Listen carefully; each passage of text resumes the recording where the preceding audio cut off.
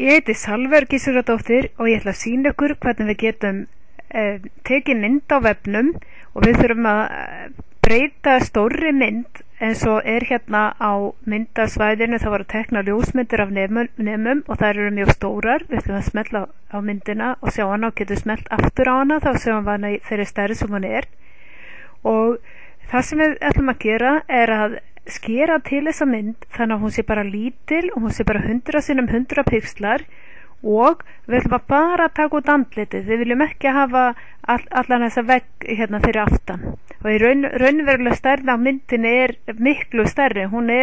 Þessi mynd er alveg svona stór.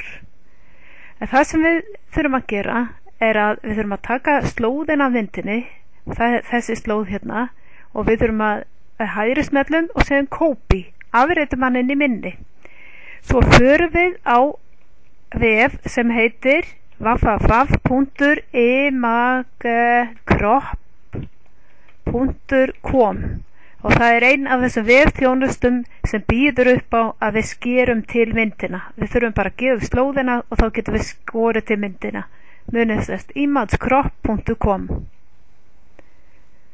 og þá erum við komin á þennan vef Emagecrop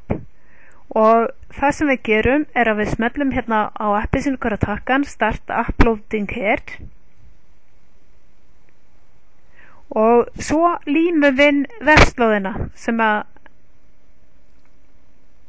við vorum búin að afritin í minni og það er Ctrl+V og þetta er vefslóðin sem geymdi stóru útgáfuna af myndinni og smellum svo að upload hérna. Og þá sjáum þið að þá kemur myndin hérna og rammi hérna, en við viljum hafa myndina ferkantaða og þá getum við annarkvort bara smellt hérna í nummer 2 því að það passar ágætlega, eða þá við gætum þessuna valið nummer 3 og slegið hérna inn 100 sem 100. En þetta MSN fyrir MSN er alveg passlegt fyrir okkur. Og þá getum við fært í ramman og segjum að við viljum hafa myndina svona, þá er það bara í fínu lagi. Við getum líka haldið niður shift-takanum og